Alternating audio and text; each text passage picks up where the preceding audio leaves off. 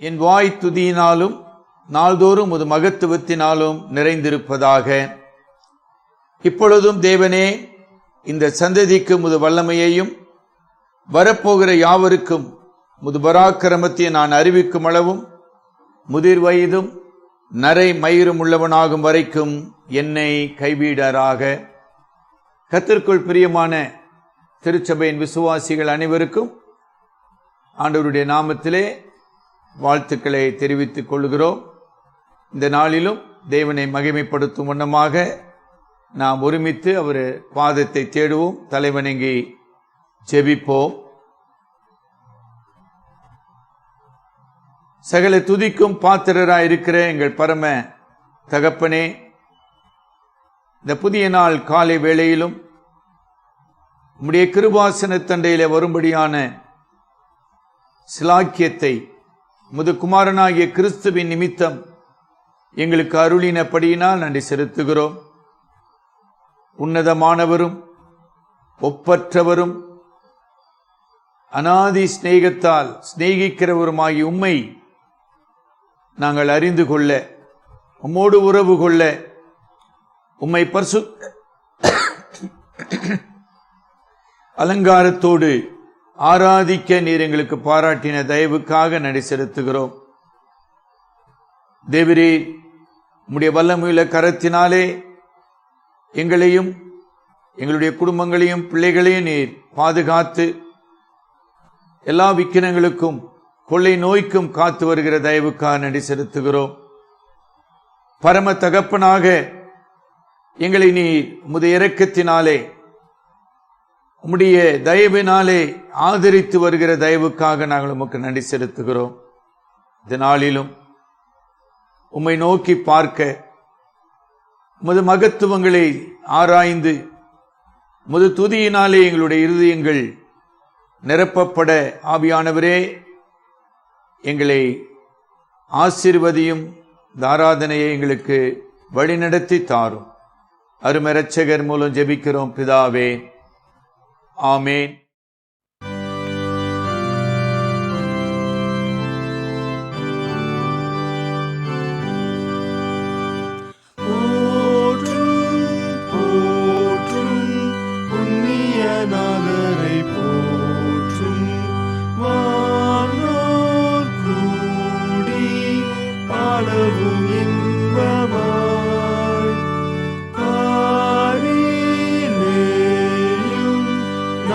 சங்கீர்த்தனம் செய்ய மாந்தர் யாரும் வரும் ஆனந்தமாய் நேசமெய்ப்பன் கரத்தில் ஏந்துமாறு இயேசுநாதர்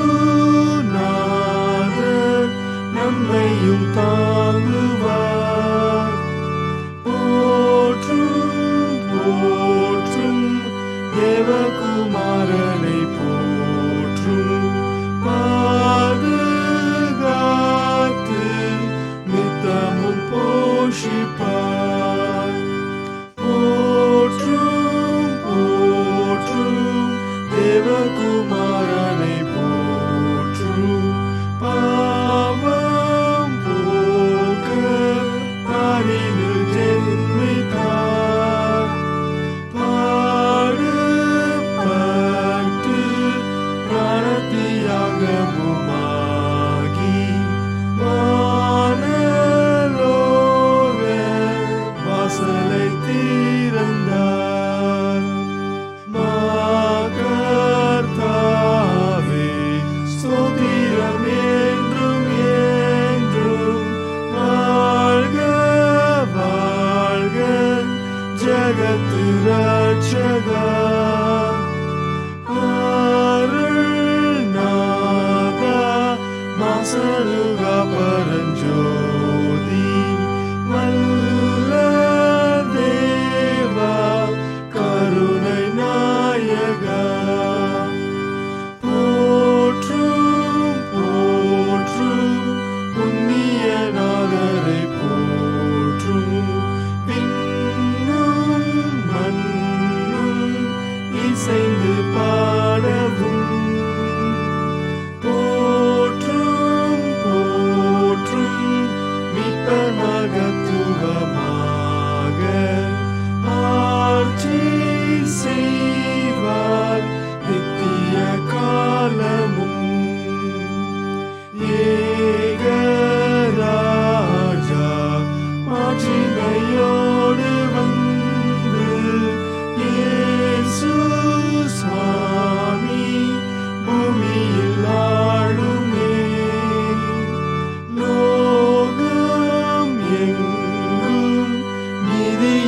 கண்கொலை ஓச்சி ஜோதியாக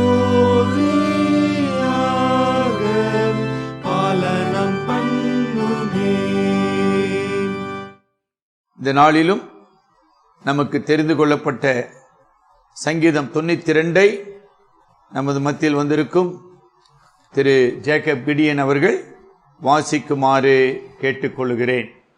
வாசிக்கும்படியாக தெரிந்து கொள்ளப்பட்ட சங்கீத பகுதி 92ஆம் சங்கீதம், வசனங்கள் 1 முதல் 15 வரை நாம் வாசிக்க கேட்போம். ஓய்வு நாளின் பாட்டாகிய சங்கீதம். கர்த்தரை துதிப்பதும் உன்னதமானவரே உமது நாமத்தை கீர்த்தனம் பண்ணுவதும் 10 நரம்பு வீணையினாலும் தம்புருவினாலும் தியானத்தோடு வாசிக்கும் சுரமண்டலத்தினாலும் காலையிலே உமது கிருபையையும் இரவிலே உமது சத்தியத்தையும் அறிவிப்பது நலமாயிருக்கும். கர்த்தாவே, உமது செய்கைகளால் என்னை மகிழ்ச்சியாக்கினீர். உமது கரத்தின் கிரியில் நிமித்தம் ஆனந்த சத்தமிடுவேன். கர்த்தாவே, உமது கிரியைகள் எவ்வளவு மகத்துவமானவைகள், உமது யோசனைகள் மகா ஆழமானவைகள். மிருக குணமுள்ள மனுஷன் அதை அறியான், மூடன் அதை உணரான். துன்மார்க்கர் புல்லை போல தழைத்து அக்கிரமக்காரர் யாவரும் செழிக்கும் போது அது அவர்கள் என்றென்றைக்கும் அழிந்து போவதற்கு ஏதுவாகும். கர்த்தாவே, நீர் என்றென்றைக்கும் உன்னதமானவராயிருக்கிறீர். கர்த்தாவே, உமது சத்துருக்கள் அழிவார்கள், உம்முடைய சத்துருக்கள் அழிந்தே போவார்கள். சகல அக்கிரமக்காரரும் சிதறண்டு போவார்கள். என் கொம்பை காண்டா மிருகத்தின் கொம்பை போல உயர்த்துவீர். புது எண்ணெயால் அபிஷேகம் பண்ணப்படுகிறேன். என் சத்துருக்களுக்கு நேரிடுவதை என் கண் காணும். எனக்கு விரோதமாக எழும்புகிற துன்மார்க்கருக்கு நேரிடுவதை என் காது கேட்கும். நீதிமான் பனையைப் போல் செழித்து லீபனோனில் உள்ள கேதுருவைப் போல் வளருவான். கர்த்தருடைய ஆலயத்திலே நாட்டப்பட்டவர்கள் எங்கள் தேவனுடைய பிரகாரங்களில் செழித்திருப்பார்கள். கர்த்தர் உத்தமர் என்றும் என் கண்மலையாகிய விடத்தில் அநீதி இல்லை என்றும் விளங்க பண்ணும்படி அவர்கள் முதிர் வயதிலும் கனித்தந்து புஷ்டியும் பசுமையாய் இருப்பார்கள் என்பதே. ஆமேன். தீர்க்க தரிசன பகுதியிலிருந்து ஒரு வேத பாடத்தை திரு ஜோனத்தான் கோபிநாத் அவர்கள் நமக்கு வாசிப்பார். முதல் வேத பகுதியாக தானியேல் 9ஆம் அதிகாரம் வசனங்கள் 16 முதல் 20 முடிய. தானியேல் 9ஆம் அதிகாரம் வசனங்கள் 16 முதல் 20 முடிய. ஆண்டவரே, உம்முடைய சர்வ நீதியின்படியே உமது கோபமும் உமது உக்கிரமமும் உம்முடைய பரிசுத்த பர்வதமாகிய எருசலேம் என்னும் உம்முடைய நகரத்தை விட்டு திரும்பும்படி செய்யும். எங்கள் பாவங்களினாலும் எங்கள் பிதாக்களின் அக்கிரமங்களினாலும் எருசலேமும் உம்முடைய ஜனமாகிய நாங்களும் எங்கள் சுற்றுப்புறத்தார் யாவரும் நிந்தையானோம். இப்பொழுதும் எங்கள் தேவனே, நீர் உமது அடியானுடைய விண்ணப்பத்தையும் அவனுடைய கெஞ்சுதலையும் கேட்டு பாழாய் கிடக்கிற உம்முடைய பரிசுத்த ஸ்தலத்தின் மேல் ஆண்டவரின் நிமித்தம் உமது முகத்தை பிரகாசிக்க பண்ணும். என் தேவனே, உம்முடைய செவியை சாய்த்து கேட்டருளும். உம்முடைய கண்களை திறந்து எங்கள் பாழிடங்களையும் உமது நாமம் தரிக்கப்பட்டிருக்கிற நகரத்தையும் பார்த்தருளும். நாங்கள் எங்கள் நீதிகளை அல்ல, உம்முடைய மிகுந்த இரக்கங்களையே நம்பி எங்கள் விண்ணப்பங்களை உமக்கு முன்பாக செலுத்துகிறோம். ஆண்டவரே கேளும், ஆண்டவரே மன்னியும், ஆண்டவரே கவனியும். என் தேவனே, உம்முடைய நிமித்தமாக அதை தாமதியாமல் செய்யும். உம்முடைய நகரத்துக்கும் உம்முடைய ஜனத்துக்கும் உம்முடைய நாமம் தரிக்கப்பட்டிருக்கிறதே என்றேன். இப்படியா நான் சொல்லி ஜெபம் பண்ணி என் பாவத்தையும் என் ஜனமாகிய இஸ்ரவேலின் பாவத்தையும் அறிக்கையிட்டு என் தேவனுடைய பரிசுத்த பர்வதத்துக்காக என் விண்ணப்பத்தை என் தேவனாகிய கர்த்தருக்கு முன்பாக செலுத்தி கொண்டிருந்தேன் என்பவைகளே. புதிய ஏற்பாட்டு பகுதியாக தெரிந்து கொள்ளப்பட்ட வேத பாடத்தை திரு அருமநாயகம் அவர்கள் நமக்கு வாசிக்குமாறு கேட்டுக்கொள்கிறார். வாசிக்கும்படியாக தெரிந்து கொள்ளப்பட்ட 2ஆம் வேத பகுதி யோவான் எழுதின சுவிசேஷம் 15ஆம் அதிகாரம் வசனங்கள் 4 துவங்கி 8 முடிய. என்னில் நிலைத்திருங்கள், நான் உங்களில் நிலைத்திருப்பேன். கொடியானது திராட்சை கொடியில் நிலைத்திராவிட்டால் அது தானாய் கனி கொடுக்க மாட்டாது போல, நீங்களும் என்னில் நிலைத்திராவிட்டால் கனி கொடுக்க மாட்டீர்கள். நானே திராட்சை செடி, நீங்கள் கொடிகள். ஒருவன் என்னிலும் நான் அவனிலும் நிலைத்திருந்தால் அவன் மிகுந்த கனிகளை கொடுப்பான். என்னை அல்லாமல் உங்களால் ஒன்றும் செய்யக்கூடாது. ஒருவன் என்னில் நிலைத்திராவிட்டால் வெளியே எரியுண்ட கொடியைப் போல அவன் எரியுண்டு உலர்ந்து போவான். அப்படிப்பட்டவைகளை சேர்த்து அக்கினியிலே போடுகிறார்கள், அவைகள் எரிந்து போகும். நீங்கள் என்னிலும் என் வார்த்தைகள் உங்களிலும் நிலைத்திருந்தால் நீங்கள் கேட்டுக்கொள்வது எதுவோ அது உங்களுக்கு கொடுக்கப்படும். நீங்கள் மிகுந்த கனிகளை கொடுப்பதினால் என் பிதா மகிமைப்படுவார், எனக்கும் சீஷராய் இருப்பீர்கள் என்பவைகளே. பிரியமானவர்களே, இந்த நாளிலும் நமது மத்தியிலே வந்திருக்கும் திரு ரவிக்குமார் அவர்கள் நம்மை ஜெபத்தில் வழி நடத்துமாறு கேட்டுக்கொள்கிறார். நாம் ஜெபிக்கலாம். துதிகளின் மத்தியில் வாசமாயிருக்கும் எங்கள் அன்பின் பரலோக பிதாவே, இந்த மன மகிழ்ச்சியான காலை பொழுதுக்காய் நன்றோடு துதிக்கிற ராஜா சோத்திருக்கிறோம். இம்மட்டுமாய் கத்தாவே, கடந்த நாட்கள் முழுவதும் ஆண்டவரே, நீர் எங்களை தகப்பன் தன் பிள்ளையை சுமந்து வருவது போல ராஜா, நீர் எங்களை ஒவ்வொரு நாளும் சுமந்து வந்தீர், பாதுகாத்து வந்தீர். அதற்காக இந்த வேளையிலே நன்றி செலுத்தி உம்மை துதிக்கிற ராஜா சோத்திருக்கிறோம். எங்களுடைய வாழ்க்கையில கர்த்தர் எவ்வளவோ பாடுகள், துன்பங்கள், போராட்டங்கள் இவற்றின் மத்தியிலும் ஆண்டவர் போதுமானவராயிருந்து, ஆண்டவரே, ஆபத்து காலத்திலே கோழியானது தன் குஞ்சுகளை சிறகினால் கூட்டி சேர்ப்பது போல ஆண்டவரே, இந்த கடுமையான சூழ்நிலையிலும் மத்தியிலும் உடைய கரம் எங்களை பாதுகாத்து வருவதற்காக நமக்கு நன்றி செலுத்துகிறோம். இம்மட்டுமாய் கடந்து ஆண்டவரே 10 வாரங்களாய் உடைய கிருபையினாலும் இரக்கங்களினாலும் தொடர்ந்து உடைய வேத சத்தியங்களை நாங்கள் கேட்க முடியாய் எங்களுக்கு இப்படிப்பட்ட ஒரு வாய்ப்பினை நீர் தந்தமைக்காய் நமக்கு நன்றி செலுத்துகிற ராஜா சோத்திருக்கிறோம். இந்த நாளிலும் ஆண்டவரே, நாங்கள் கற்றுக்கொள்ள போகிற ஆவிக்குரிய படிப்பினைக்காய் நமக்கு நன்றி செலுத்துகிறோம். கர்த்தாவே, இந்த 92ஆம் சங்கீதத்தின் மூலமாய் ஆண்டவரே இது துதிப்பதை குறித்து கொடுக்கப்படுகிற ஒவ்வொரு ஆண்டவரே தலைப்பின் நிமித்தம் எங்களுடைய வாழ்க்கை உம்மோடு ஒப்பிட்டு இருக்க ஆண்டவரே, அதன்படி எங்களுடைய வாழ்க்கை ஆண்டவரே ஒப்பிட்டு வாழும்படியான ஒரு சாக்கியத்துக்குள்ளாக எங்களை வழிநடத்தப்பட தேவன் தாமே உதவி செய்யும்படி ஆட்சேபிக்கிறோம். பல சூழ்நிலையிலும் மத்தியிலே ஆண்டவரே நாங்கள் சோர்ந்து போகாமல், ஆண்டவரே துதியிலே ஆண்டவரே நாங்கள் தளர்ந்து விடாமல், ஆண்டவரே எல்லா கால சூழ்நிலையிலும் நீர் எங்களோடு இருந்து எங்களை வழிநடத்துகிற தேவனா எங்களோடு இருப்பதற்காக இந்த வேளையில நன்றி செலுத்தி துதிக்கிற ராஜா சோத்திருக்கிறோம். இக்கட்டான இந்த சூழ்நிலையிலும் கர்த்தர் ஆண்டவரே ஒவ்வொரு குடும்பங்களையும் கண்ணின் மணியை போல பாதுகாக்கிறீர், பராமரிக்கிறீர், வழிநடத்துகிறீர். அதற்காக இந்த வேளையிலே நன்றியோடு உம்மை துதிக்கிற ராஜா சோத்திருக்கிறோம். பல குடும்பங்கள் படுகிற பாடுகள், வேதனைகள் எல்லாவற்றையும் என் தேவன் அறிந்திருக்கிறீர் ராஜா. ஆனாலும் ஏற்ற வேளையிலே ஒவ்வொரு குடும்பங்களின் தேவைகளை சந்திக்கிறீர். அதற்காக இந்த வேளையிலே உம்மை துதிக்கிற ராஜா சோத்திருக்கிறோம். கர்த்தாவே, இந்த நாளிலும் கர்த்தாவே முதிர் வயதில் உள்ள ஒவ்வொருவரையும் ஆண்டவரே நீர் கண்ணின் மணியை போல அவர்களை பாதுகாக்கிறீர், பராமரிக்கிறீர். ஆண்டவரே, அவருடைய பலவீனத்தின் மத்தியிலும் உங்களுடைய கரமானது அவர்களை தாங்குகிறதை ஏந்துவதற்காக நாங்கள் நன்றி செலுத்தி உம்மை துதிக்கிற ராஜா சோத்திருக்கிறோம். ஆண்டவரே, இந்த கடுமையான கொள்ளை நோயின் மத்தியிலும் ஆண்டவரே எங்களுடைய குடும்பங்களை உங்களுடைய கரத்தினாலே பாதுகாத்து வழிநடத்தி வருகிறீர். அதற்காக நமக்கு நன்றி செலுத்துகிறோம். எந்த ஒரு சேதமும் இல்லாதபடி உம்மை தொழுதுகிற பிள்ளைகளை ஆண்டவரே நீர் பாதுகாத்து பலப்படுத்தி அனுதினமும் அவர்களை போஷித்து வழிநடத்துகிறீர். அதற்காக நன்றி செலுத்துகிறோம். ஆண்டவரே, இந்த நாட்களிலே எந்த தேவையும் குறைபடாதபடி கர்த்தர் அனுதினமும் அன்றன்றைக்கு தேவையான எல்லா காரியங்களையும் நேர்த்தியும் கிரமமாய் செய்து முடித்து வழிநடத்தி வருகிறீர். அதற்காக இந்த வழியில நன்றி செலுத்தி உம்மை துதிக்கிற ராஜா சோத்திருக்கிறோம். எங்களுடைய வாழ்க்கையில கர்த்தர் இடைப்பட்டதினாலே எல்லா கால சூழ்நிலையும் நாங்கள் எவ்விதமாய் வாழ வேண்டும் என்கிற படிப்பினையும் நாங்கள் கற்றுக்கொண்டதுக்காக நாங்கள் நன்றி செலுத்தி உம்மை துதிக்கிற ராஜா சோத்திருக்கிறோம். இந்த வேளையிலும் எங்களுடைய ஆவிக்குரிய வாழ்க்கையில மட்டுமாய் வழிநடத்தி வருகிற எங்களுடைய ஆவிக்குரிய தகப்பனையும் உங்களுடைய கரத்தில் ஒப்படைத்து செபிக்கிறோம்.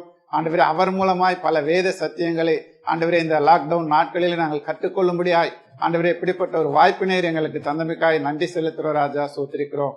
ஆண்டவரே, மட்டுமாய் இந்த நாளில நாங்கள் கற்றுக்கொள்ள போகிற இந்த வேத சத்தியம் எங்களுடைய விசுவாச வாழ்க்கைக்கு அது பலனுதாய் அமைய கத்தத்தாமே நீர் உதவி செய்வதுக்காக இந்த வேளையில நாங்கள் நன்றியோடு உம்மை துதிக்கிற ராஜா சோத்திருக்கிறோம். இம்மட்டும் கத்தாவே இந்த ஆராதனை நாங்கள் ஒவ்வொரு வார்த்தையும் கேட்டு எங்களுடைய ஆவிக்குரிய வாழ்க்கையில நாங்கள் பணம் தரும்படியாய் ஆண்டவரே நீர் திராட்சை செடியா இருந்து நாங்கள் கனித்தரும் வாழ்க்கை வாழும்படியாய் கர்த்தர் எங்களுக்கு பரத்திலிருந்து உதவி செய்வதற்காய் உங்களுடைய வெள்ள கரத்தில் ஒப்பிடிச்சு செபிக்கிறோம். தேவரே, எங்களுடைய திருச்சபையின் மூத்த விசுவாசியா இருக்கிறார் மேன ஜோசப்பையா அவர்களுக்காக செபிக்கிறோம். தேவரே, அவருடைய படுக்கை நாட்களை நீர் மாற்றி போட போகிறதாய்வுக்காய் நமக்கு நன்றி செலுத்துறோம். பல விசுவாசிகளும் கரத்தில் ஒப்பிடிச்சு செபிக்கிறோம்.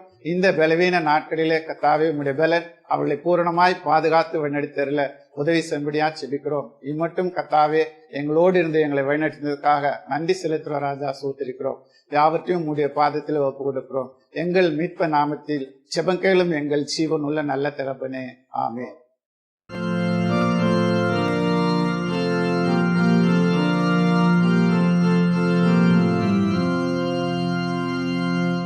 நம்பி வந்தேன் நான் நம்பி வந்தேனே. திவ்ய சரணம் சரணம் சரணம் ஐயா, நான் நம்பி வந்தேனே.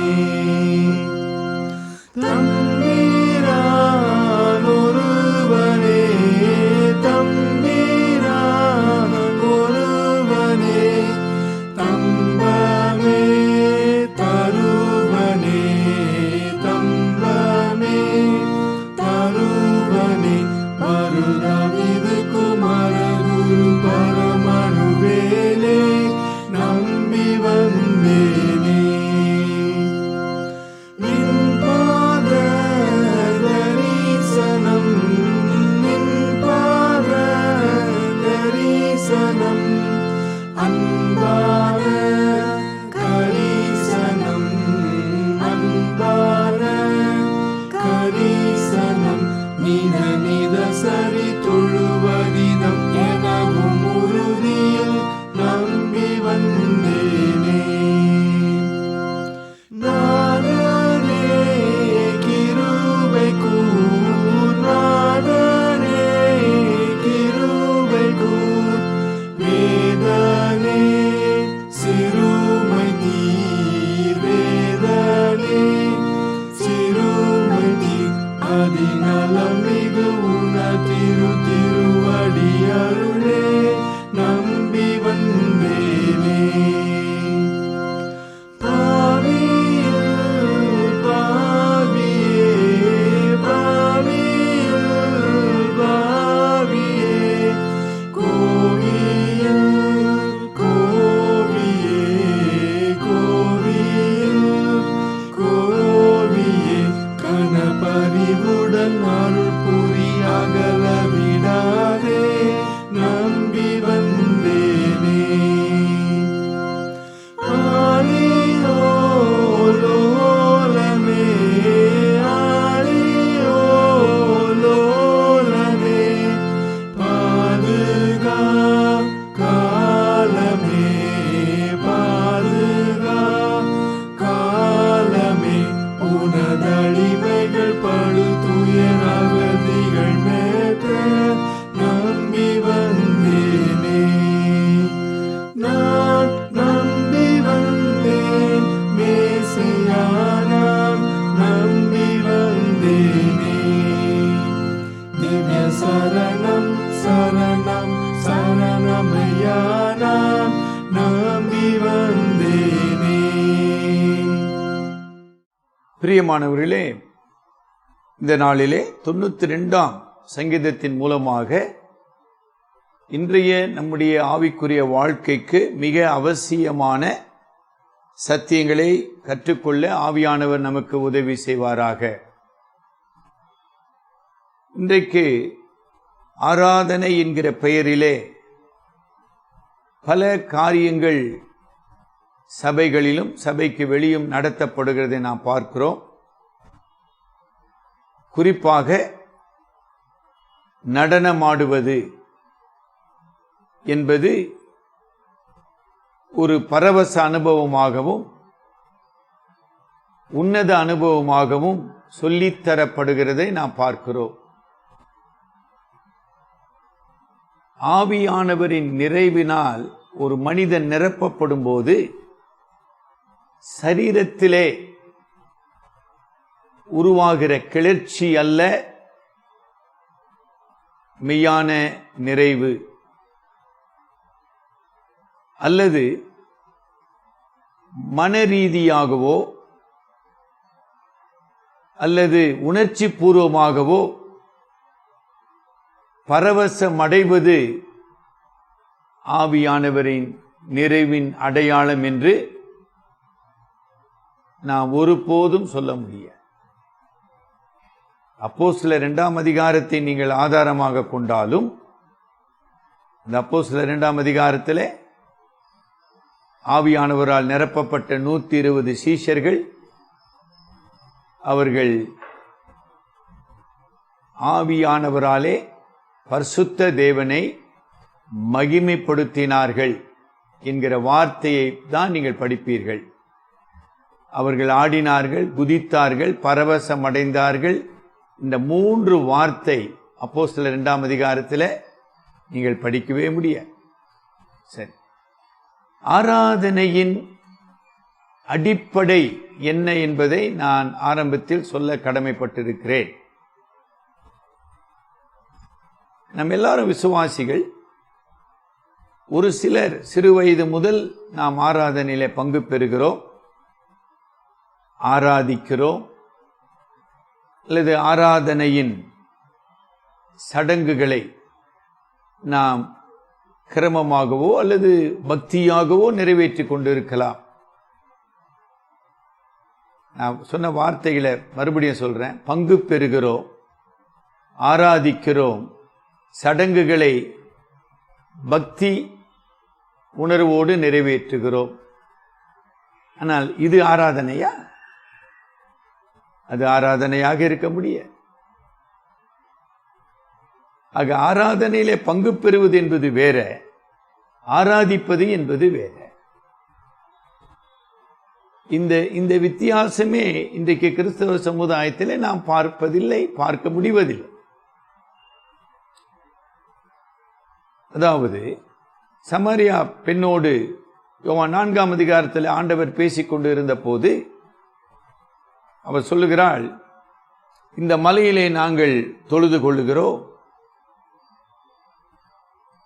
ஆண்டவர் சொன்னார், நீங்கள் அறியாததை தொழுது கொள்ளுகிறீர்கள். அந்த சொற்றொடரை கொஞ்சம் பக்தியோடு பார்க்க கற்றுக்கொள்ளுங்கள். நீங்கள் அறியாததை. இதே சொற்றொடர் அப்போஸ்தலர் 17ஆம் அதிகாரம் நீங்கள் 24, 23க்கு வருவீர்களானால், கிரேக்க தத்துவத்தின் பிறப்பிடமாகிய அத்தேனே பட்டணத்தில் மார்சு மேடையில் பவுல் சுவிசேஷத்தை பிரசங்கித்த போது இந்த கிரேக்க ஞானிகளையும் மக்களையும் பார்த்து சொன்னது, நீங்கள் அறியாததை தொழுது கொண்டிருக்கிறீர்கள். இன்றைக்கு உலகமெங்கிலும் தொழுகை என்கிற பெயரிலே பெரும்பாலானவர்கள் செய்து கொண்டிருப்பது அறியாததை தொழுது கொள்வது. இதற்கு பெயர் ஆராதனையா? அது முழுக்க முழுக்க பொய்யான ஒரு காரியம். அறியாதது என்று ஒரு வார்த்தையை நம்ம பயன்படுத்துகிறோம். ஆனால் ஆவிக்குரிய ரீதியாக அதை சொல்ல வேண்டுமானால், பிசாசினாலே குருடாக்கப்பட்டவர்கள், மனம் குருடாக்கப்பட்டவர்கள் ஜீவனுள்ள தேவனையும் அந்த பரிசுத்த கடவுளை வெளிப்படுத்த வந்த தேவகுமாரனாகிய இயேசு கிறிஸ்துவையும் அறியாதவன் குருடாக்கப்பட்டவன். அறியாததை ஒருவன் எப்படி நம்ப முடியும்? ட்ரஸ்ட் சொல்றான் ஆங்கிலத்தில். நம்பாததை எப்படி நேசிக்க முடியும்? நேசிக்காததை எப்படி தொழுது கொள்ள முடியும்? திருப்பியும் சொல்றேன், அறியாததை எப்படி நம்ப முடியும்? நம்பாததை எப்படி நேசிக்க முடியும், அன்பு கூற முடியும்? அன்பு கூறாததை எப்படி தொழுது கொள்ள முடியும்? ரொம்ப முக்கியமானதுங்க. ஆக கிறிஸ்தவ பின்னணியில் வளர்க்கப்பட்ட நீங்களும் நானும் ஆராதனை என்கிற பெயரிலே ஒரு பக்தி முறையை நாம் செய்து கொண்டிருக்கலாம். ஆனால் அருமையான விசுவாச சகோதர சகோதரிகளே, நம்முடைய உள்ளத்தில் வாசம் பண்ணுகிற பரிசுத்த ஆவியானவர் தான் நாம் ஆராதிக்கிறோமா, அல்லது மாய்மாலமாக சடங்காச்சாரத்தை செய்து கொண்டிருக்கிறோமா, அல்லது நம்முடைய சுய மகிழ்ச்சிக்காக பரவசத்துக்காக நாம் செயல்பட்டு கொண்டிருக்கிறோமா என்பதை வெளிப்படுத்துவார். ஆண்டவர் மிக தெளிவாக குறிப்பிட்டது போல, தேவனை தொழுது கொள்ளுகிறவர்கள் ஆவியோடும் உண்மையோடும் ஆவி என்பது பரிசுத்த ஆவியினால் உயிர்ப்பிக்கப்பட்ட மனிதனுடைய ஆவி. அதோடு கூட பரிசுத்த ஆவி நமக்குள் வாசம் பண்ணுகிறபடியினாலே அந்த பரிசுத்த ஆவியானவர் தான் என்னை பலப்படுத்தவும் அவருடைய மகிமையை வெளிப்படுத்தவும் அவருடைய பரிசுத்த கிருபாசன தண்டையிலே நான் கரையற்றவனாக என் நல் மனசாட்சி உடையவனாக என்னை கொண்டு வரவும் எனக்கு உதவி செய்கிறவர் பரிசுத்த ஆவியானவர் மட்டுமே. ஆக ஆவியானவராலே அன்றி ஆவியாயிருக்கிற கடவுளை எந்த ஒரு மனிதனும் தொழுது கொள்ள முடியாது. 2, உண்மையோடும். இந்த உண்மைன்ற வார்த்தை தமிழ்ல நம்ம எந்த அளவுக்கு புரிஞ்சிருக்கிறோம்னு எனக்கு தெரியலங்க. ஆங்கிலத்தில் ட்ரூத் என்கிற பதம் சொல்லப்படுகிறது. யோவான் 14:6 ஆண்டவர் சொல்றார், நானே சத்தியம் என்று சொல்லுகிறார். ஆக சத்தியமாகிய இயேசுவை, சத்தியபரராகிய திரியேக கடவுளை அந்த அறிகிற அறிவு, அந்த ஞான ஒளி விளக்கம் ஆவியானவராலே ஒரு மனிதன் பெறவில்லை என்றால் அவன் ஆராதிக்க முடியாது. மிக முக்கியமான பகுதி. ஆராதனையில ஆலயத்தில் நான் வந்து உட்காரலாம், ஆராதனையில பங்கு பெறலாம், ஜெபத்துக்கு பதில் ஆமீன் சொல்லலாம். ஒரு சில சபைகளிலே பல காரியங்களை சபையார் செய்து இவைகள் சடங்குகள், லிட்டர்ஜி என்று சொல்லுகிறோம். ஒரு ஆராதனை ஒழுங்குமுறையை கடைபிடிப்பதினாலே நான் ஆராதித்து விட்டேன் என்று எந்த மனிதனும் தன்னை நியாயப்படுத்திக் கொள்ள முடியாது. ஆவியானவர் மட்டுமே மகிமையின் தேவனாகிய கடவுளை நமக்கு வெளிப்படுத்துகிறவராக. நான் ஆராதிக்கிற கடவுள் யார்? ஆராதிக்கிற நான் யார்? என்னுடைய ஆராதனையின் வழி என்ன? இந்த 3 உண்மைகளிலும் ஆவியானவர் என்னை வழிநடத்தவில்லை என்றால் அது வெறும் பாரம்பரியமான மாய்மாலமான ஒரு பக்தி சடங்கு. இங்கு 92வது சங்கீதத்திலே முதல் 3 வசனங்களிலே தேவனை ஆராதிப்பதை, தேவனை துதிப்பதை சங்கீதக்காரன் வலியுறுத்துகிறார். நாம் பலமுறை பார்த்திருக்கிறோம். மனிதனை படைத்ததின் நோக்கம், இயேசு கிறிஸ்து தம்முடைய இரத்தத்தினாலே பாவ மனிதனை ரட்சித்தது நோக்கம், பரிசுத்த ஆவியானவர் ஒரு மனிதனுக்குள் வாழ்வதின் நோக்கம், தேவனுடைய சாயலாக படைக்கப்பட்ட மனிதன் இந்த பரிசுத்த கடவுளோடு உறவு கொண்டு அவரை ஆராதித்து அவரில் அன்பு கூர்ந்து அவரில் இன்புற்று வாழ்வதே. அப்ப ஆராதனை இல்லாமல் மனிதன் படைக்கப்பட்ட நோக்கத்தையே அவன் நிறைவேற்ற முடியும். அப்படி நிறைவேற்றவில்லை என்றால் அந்த மனிதன் வாழ்வதினாலே இந்த உலகத்தில் அவனுக்கு என்ன லாபம், பிறருக்கு என்ன லாபம்?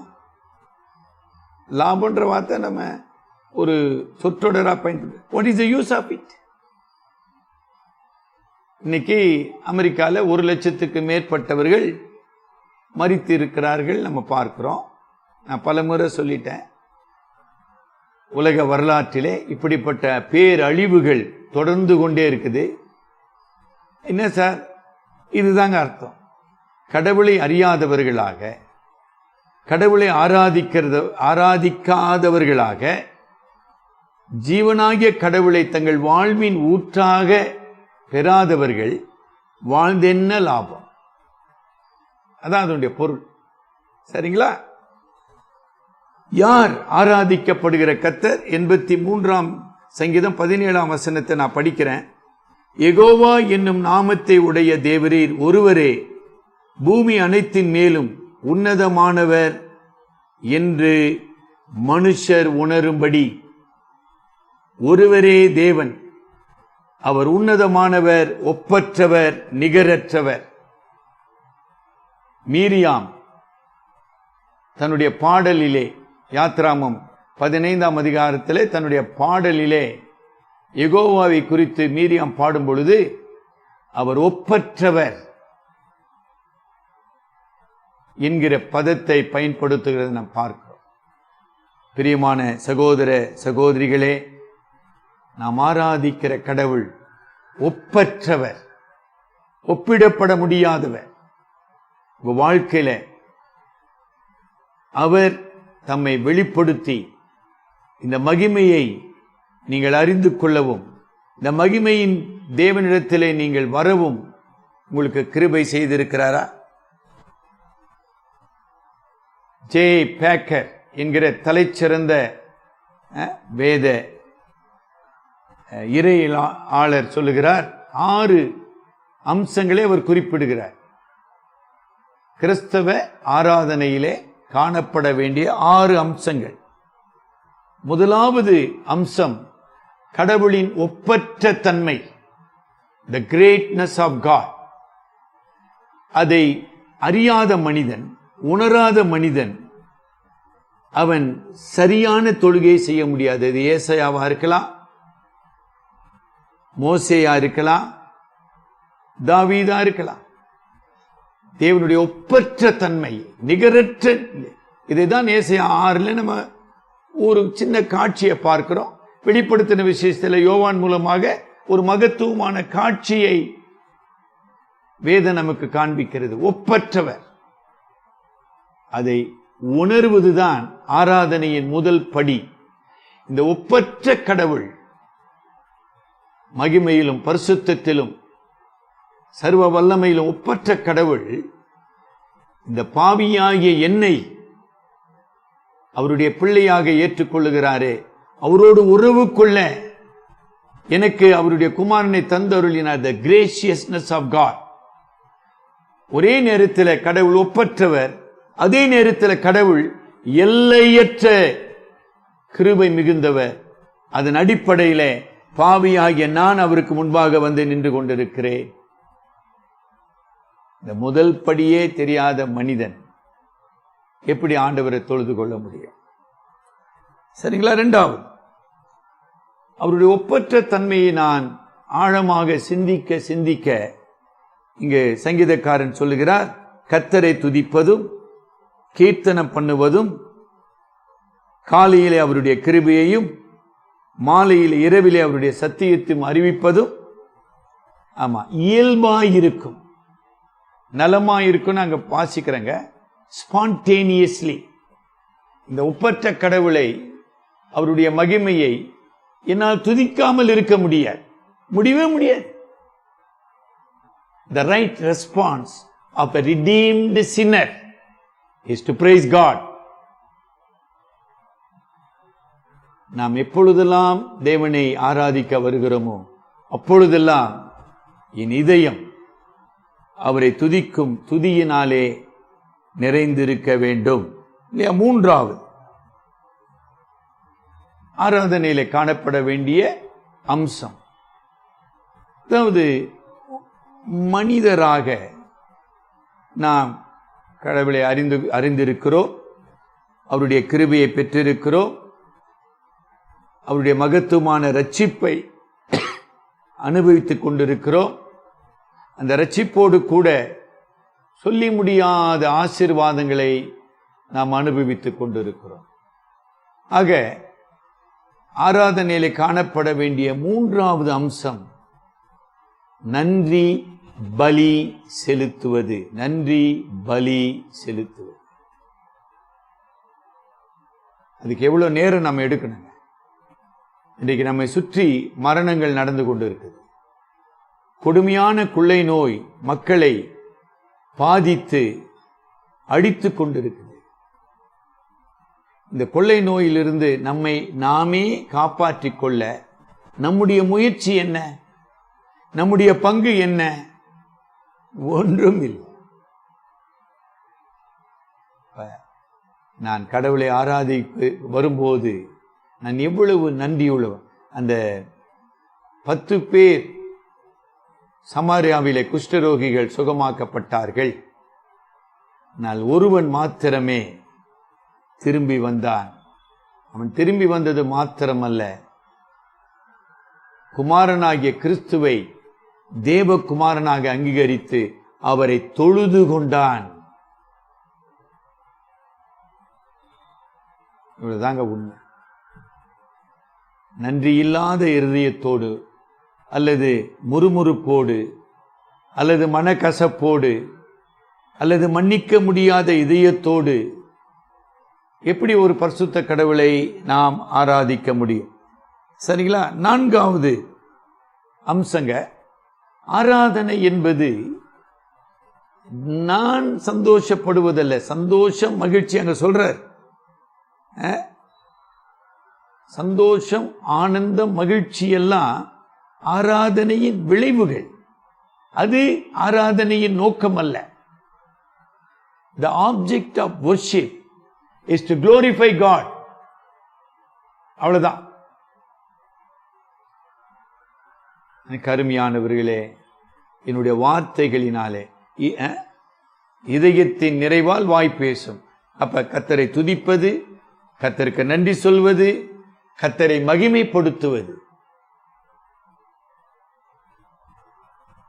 என்னுடைய ஆராதனையின் வெளிப்பாடாக, என்னுடைய ஆவியானவர் என்னை உயிர்ப்பித்து என்னை புதுப்பித்த காரணத்தினாலே அவரை நான் மகிமைப்படுத்த விரும்புகிறேன். கருமையானவர்களே, ஆராதனையின் லக்கு தேவனை மட்டும் மகிமைப்படுத்துவது. சுயமாகிய என்னை அடிப்பது. இதைதான் யோவான் சீஷன் வெளிப்படுத்தின விசேஷம் 1ஆம் அதிகாரத்தில் ஐயோ அதமானேன். ஏசையா அந்த காட்சி கண்ட போது ஐயோ அசுத்த உதடுகளுள்ள மனுஷன் நான். ஆக எந்த ஒரு மனிதனும், அது தீர்க்கதரிசியா இருக்கலாம், அப்போஸ்தலனா இருக்கலாம், ஆசாரியனா இருக்கலாம். இன்னைக்கு பதவிகளுக்கெல்லாம் ரொம்ப மவுசு வந்துட்டு இருக்குதுங்க. எந்த ஒரு மனிதனும் பரிசுத்த கடவுளுக்கு முன்பாக அவன் ஆதரவற்ற, தகுதியற்ற மனிதனாக அவன் நின்று கொண்டிருக்கிறான். கடவுளுடைய பரிசுத்தம் பாவியாகி என்னை அழிக்காமல் என்னை காத்து நிற்கிறதே, அதுவே தேவனுடைய மகிமை என்று நம்ம பார்க்கிறோம். 5வது அம்சங்க, ஏன் நான் ஆண்டவரை ஆராதிக்க வேண்டும்? என்னுடைய சரீர வாழ்க்கையிலும் சரி, உலக வாழ்க்கையிலும் சரி, இந்த விசுவாசத்துக்கு எதிரான சூழ்நிலைகள், எதிரான மனுஷ விரோதிகளின், சத்துருக்களின் செயல்கள் என்னை எப்போதுமே நெருக்கி கொண்டிருக்குது. சரியா புரிஞ்சிடுச்சிங்களா?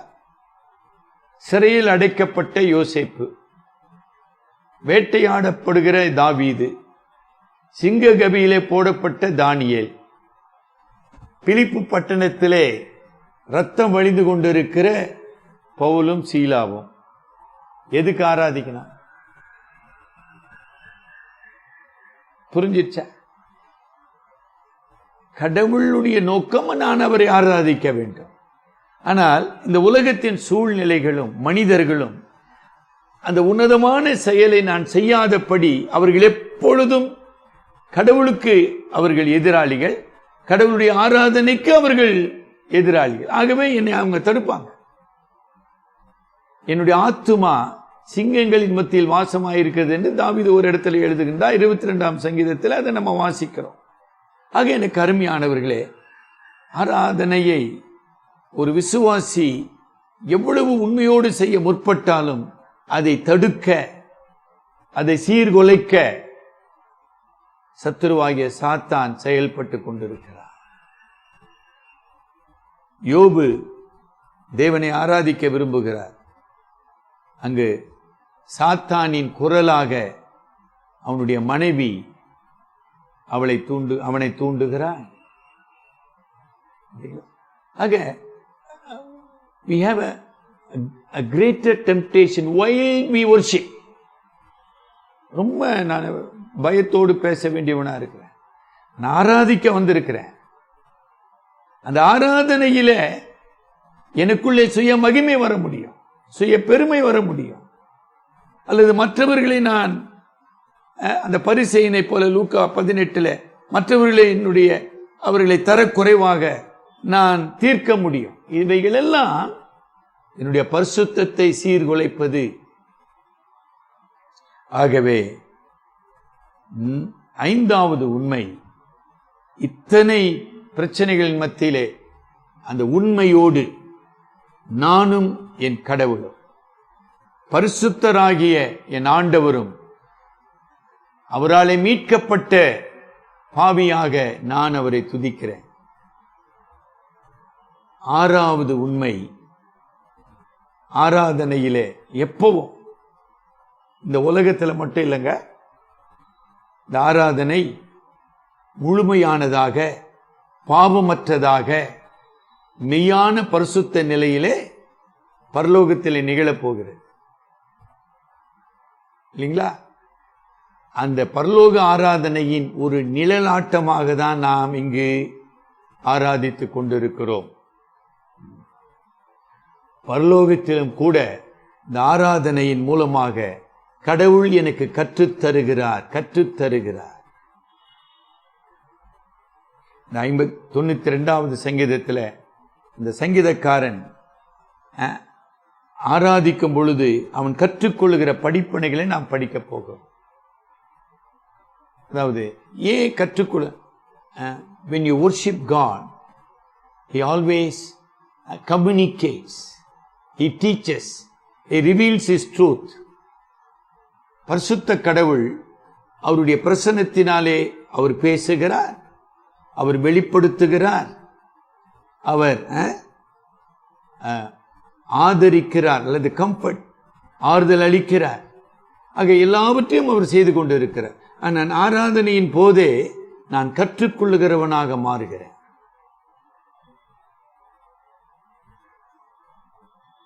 92ஆம் சங்கீதத்துக்குள்ளே நாம் வருவோம். இந்த 92ஆம் சங்கீதத்தில் 3 அல்லது 4 படிப்பினைகளை பார்க்க போகிறோம். ஆனால் ஆரம்பத்தில் ஒரு சின்ன கருத்தை நான் சொல்ல வேண்டும்.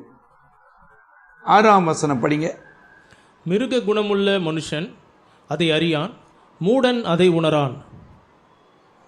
பிரியமானவர்களே, 1ஆம் சங்கீதம் சொல்லுவது போல இந்த உலகத்தில் 2 பிரிவினர், ஒருவர் துன்மார்க்கர், அடுத்தவர் நீதிமான்கள். இங்கு 92ஆம் சங்கீதத்தில் 6ஆம் வசனத்திலே ஒரு கூட்டத்தார், ஒரு பிரிவினர் மிருக குணமுள்ளவர்கள், அடுத்த பிரிவினர் அவர்கள் ஆவியினால் புதுப்பிக்கப்பட்ட, பரிசுத்த ஆவியினால் உயிர்ப்பிக்கப்பட்ட தேவ பிள்ளைகள். வெறும் மனிதர்கள் சொல்வதை விட இவர்கள் மிருகங்கள், இவர்கள் தேவ பிள்ளைகள். இந்த 2 வகுப்பாரில் யார் ஆராதிக்க முடியும்? தேவ பிள்ளைகள் மட்டும்தான் ஆராதிக்க முடியும். எவ்வளவு அழகாக இந்த சங்கீதக்காரன் குறிப்பிடுகிறார். மிருகம் என்றால் என்ன? மிருகத்துக்குள் ஆத்மா கிடையாது, அதுக்குள்ளே தேவ சாயல் கிடையாது. மிருகத்துக்குள் ஆவியானவர் வாசம் பண்ண முடியாது. மிருகம் பரிசுத்த கடவுளோடு தொடர்பு கொள்ள முடியாது, உறவு கொள்ள முடியாது. எவ்வளவு கொடூரமான ஒரு செயல். துன்மார்க்கன்ற செயல் கூட பரவாயில்லை. துன்மார்க்கன் மனம் திரும்புவதற்கு வாய்ப்பு இருக்குதுங்க. there is a hope for a wicked to repent and be saved. மிருகத்துக்கு எந்த ஹோப்பும் கிடையாது, அவர்கள் ஆராதிக்க முடியாது. சரிங்களா? நீங்க தானியேல் தீர்க்கதரிசன புஸ்தகத்தில் இந்த உலக வரலாற்றை அவர் பின்னால வர்ணிக்கும் பொழுது, இந்த உலகத்தில் எழுப்பப்படுகிற ராஜாக்கள் அனைத்து பேரும் மிருகங்களாக காட்டப்படுகிறார்கள். தயவு செய்து இன்னைக்கு படிச்சிருங்க. அதை அநேகமா அந்த பிந்தின பகுதி, அந்த சிலை நிறுத்தப்படுது பாருங்க. சிலைக்கு அப்புறம் தானியேல் இதை விலக்கி கொண்டு போவார். உலகத்தின் கடைசி காலத்திலே எழுப்பப்படுகிற மிருகங்கள், அதனுடைய பொருள் என்ன? அவர்கள் கடவுளை அறியாதவர்கள், நித்திய அழிவுக்கு நியமிக்கப்பட்டவர்கள். சரிங்களா? ஒரு மூடன் இல்லைங்களா? இந்த 6ஆம் வசனத்தில் மூடன் போட்டப்படுது. மிருக குணமுள்ள மனிதன் கடவுளோடு உறவு கொள்ள முடியாது, அறிய முடியாது, ஆராதிக்க முடியாதுங்க. ரூல்ட் அவுட்னு சொல்றோம் ஆங்கிலத்தில்.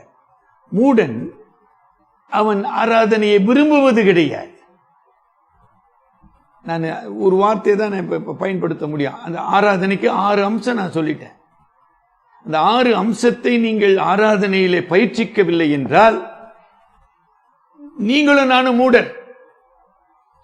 என்னால கடவுளை துதிக்க முடியல, கடவுளை மகிமைப்படுத்த முடியல, ஆவியிலே கர்த்தருக்குள்ள சந்தோஷப்பட முடியல, கர்த்தருடைய மகத்துவத்தை உணர முடியல, கர்த்தருடைய பாதுகாப்பை நினைத்து கர்த்தரை துதிக்க முடியலன்னா அப்ப நான் யாரு? மூடன். சரிங்களா? அதுக்கு அதிக நேரத்தை எடுக்க வேணாங்க. இப்ப நம்ம 4ஆம் வசனத்துக்கு வருவோம். முதல் குறிப்பு 92ஆம் சங்கீதத்தின் முதல் குறிப்பு, படிக்க தம்பி. கர்த்தாவே, கர்த்தாவே, உமது செய்கைகளால் என்னை மகிழ்ச்சியாக்கினீர். உமது கரத்தின் கிரியைகள் நிமித்தம் ஆனந்த சத்தமிடுவேன். 5ஆம் வசனம் படிங்க. கர்த்தாவே, உமது கிரியைகள் எவ்வளவு மகத்துவமானவைகள், உமது யோசனைகள் மகா ஆழமானவைகள். இந்த அற்புதமான காரியங்களை ஒரு மிருகம் அறிய முடியுமா? முடியவே முடியாது. ரொம்ப நேரம் யோசனை பண்ணுங்க. நீங்க கிறிஸ்துவ ஆராதனையில பங்கு பெறலாம், ஆனா நீங்க உங்களுடைய நிலை எங்கன்னு பாருங்க. சரிங்க. இந்த 4ஆம் வசனத்துல ஒரு சின்ன குறிப்பு சொல்ல விரும்புகிறேன். இன்றைக்கும் நீங்களும் நானும் சரி, உலகத்தில் எல்லா மனிதரும் சரி, ஒருத்தர் அழகாக சொல்லுகிறார், மனிதர் எப்போதுமே 2 சிலுவை மத்தியிலே அறையப்பட்டவர்களாக காணப்படுகிறார்கள். அது என்ன சார் 2 சிலுவை என்றால்? சுருக்கமாக, கடந்த காலத்தின் தோல்வி, வேதனை, இழப்பு, துக்கம், regrets of yesterday. நல்ல அழுத்த திருத்தமா வச்சுக்கிட்டீங்களா? நான் சொன்னேன், அமெரிக்காவில் 1,00,000 பேர் இறந்துட்டாங்க.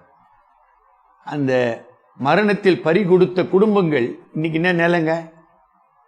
தாயை இழந்திருப்பாங்க, தகப்பனை இழந்திருப்பாங்க, கணவனை இழந்திருப்பாங்க, அன்பு மனைவி இழந்திருப்பாங்க. Regrets of yesterday.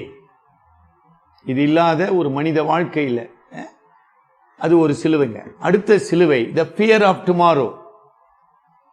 இன்னைக்கு காலையில பேப்பர்ல என்ன படிக்கிறேன், இந்து திசையில ஸ்டான்லி மருத்துவமனையில கொரோனா வியாதிக்காக சேர்க்கப்பட்ட ஒரு மனிதன் இல்லைங்களா, கழிப்பறையில சென்று தூக்கு மாட்டி தற்கொலை செய்து கொண்டான். என்ன காரணம்? எதிர்காலத்தின் பயம். கடந்த காலத்தின் வேதனை, எதிர்காலத்தின் பயம். இந்த 2 காரியங்களை ஒரு மனிதனை நெருக்கும் பொழுது நீங்க எப்படிங்க ஆராதிப்பீங்க? நீங்க எப்படி சந்தோஷமா இருப்பீங்க? எந்த சந்தோஷம் எங்க இருக்குது?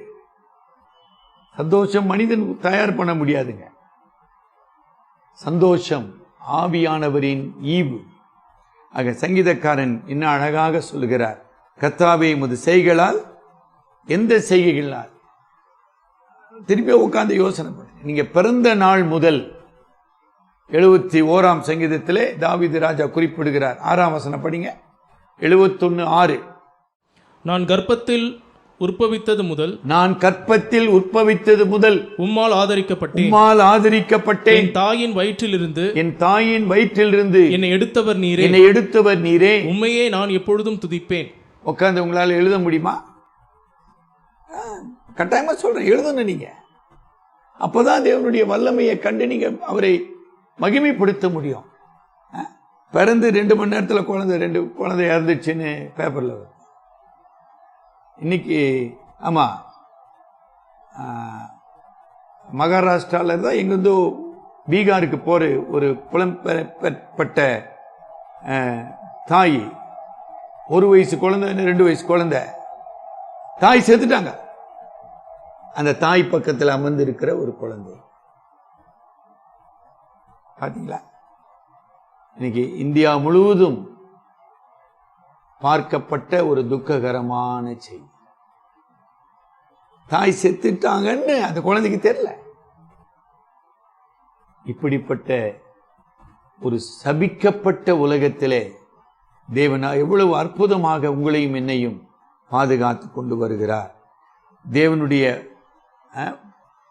ரட்சிப்பின் செயல்கள், முதலாவதாக ரட்சிப்புக்கு பிற்பாடு என் வாழ்க்கையிலே அவருடைய தெய்வீக செயல்கள், the providence of God, என்னுடைய சரீரத்தின் தேவைகள், என் வாழ்வின் பிரச்சனைகள் எல்லாவற்றிலும் தேவன் எவ்வளவு அற்புதமாக, எவ்வளவு ஆச்சரியமாக என்னை ஆதரித்து வந்த தேவன். சரிங்களா? நம்ம மோசேயை குறித்து படித்த போது, மோசே இந்த உலகத்தில் பிறந்ததுக்கோ மோசே இளவரசனாக மாறினதற்கோ அவனுடைய பங்கு ஒண்ணுமே கிடையாது. புரிஞ்சிருக்கும் நான் நினைக்கிறேன். அவருடைய வல்ல செயல்கள், அவருடைய கிருபையின் ஈவுகள், அவருடைய இரக்கத்தின் பராமரிப்பு என்னை ஆண்டு நடத்தி கொண்டு வந்த காரணத்தினாலே நான் கர்த்தரை துதிக்கிறவனாக இருக்கிறேன். சரிங்களா? 2வது குறிப்புக்கு நம்ம வருவோம். என்னங்க 2வது குறிப்பு? அதாவது 10ஆம் வசனம், என் கொம்பை காண்டாமிருகத்தின் கொம்பை போல உயர்த்துவீர், என் கொம்பை காண்டாமிரு கொம்பை போல உயர்த்துவீர், புது எண்ணெயால் அபிஷேகம் பண்ணப்படுகிறேன். முதல் குறிப்பு, கடந்த காலத்திலும் சரி, நிகழ்காலத்திலும் சரி, எதிர்காலத்திலும் சரி, என்னை மகிழ்ச்சியாக்கும் கர்த்தர் என்னை பாதுகாத்து தமது பேரன்பினாலே என்னை ஆதரித்து என்னை வழி நடத்துகிற நிலைமாறாத ஆண்டவர், நிலைமாறாத அவர் அன்பின் இரக்கங்கள். 2வது குறிப்பு, இந்த சபிக்கப்பட்ட உலகிலே, சத்துருக்கள் நிறைந்த உலகத்திலே, போராட்டமான சூழ்நிலையிலே என்னை புது எண்ணெயால் அபிஷேகம் பண்ணுகிற கடவுள், பலப்படுத்தும் கர்த்தர். என்னுடைய மனித பலத்தை சார்ந்து, மனித ஆற்றலை சார்ந்து ஒரு நாளும் இந்த உலகத்திலே நான் வாழ முடியாது மட்டுமல்ல, நான் எனக்கு நேரிடுகிற சோதனைகளையோ அல்லது போராட்டங்களையோ நான் வெற்றி கொள்ள முடியாது. நான் பல உதாரணங்களை சொல்லலாம். கரெக்டுங்களா? மனித அனுபவத்திலே. பிரியமானவர்களே, கர்த்தர் நம்மை பாதுகாக்காவிட்டால் இந்த உலகத்தின் சத்துருக்கள், அதாவது பல காரியங்கள் என்னை அழித்து போட முடியும் என்பதை தாவீது ராஜா அல்லது சங்கீதக்காரன் உணர்ந்து இங்கு குறிப்பிடுகிறார். இந்த புது எண்ணெயாளுக்கு ஒரு சின்ன விளக்கம் கொடுக்கணுங்க. இது நம்ம ஏற்கனவே படித்த மாதிரி ஆராதனையோடு சம்பந்தப்பட்ட ஒரு விஷயம். யாத்திராகமம் 30ஆம் அதிகாரம் 31, 32 பாருங்க. அது புது எண்ணெய் என்பது எதை குறிப்பிடுகிறது? அபிஷேக எண்ணெய் இல்லைங்களா என்று அதை குறிப்பிடலாம். படிங்க தம்பி.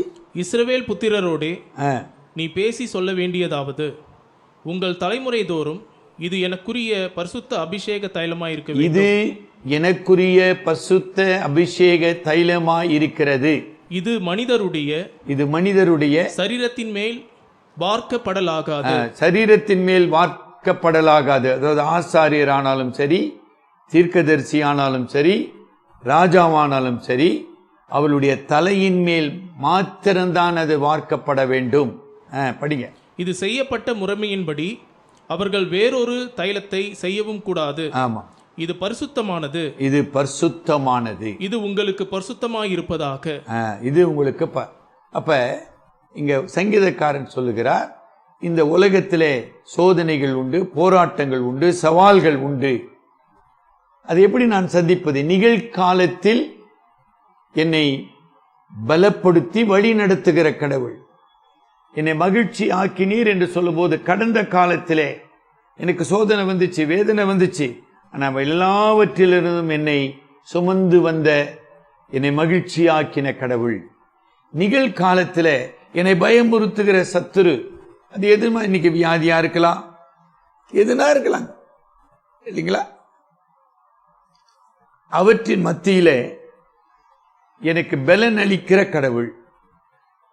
அப்ப நான் இந்த புது எண்ணெயால் அபிஷேகம் பண்ணப்படவில்லை என்றால் என்னுடைய ஆராதனையில் எப்படி மகிழ்ச்சி இருக்கும்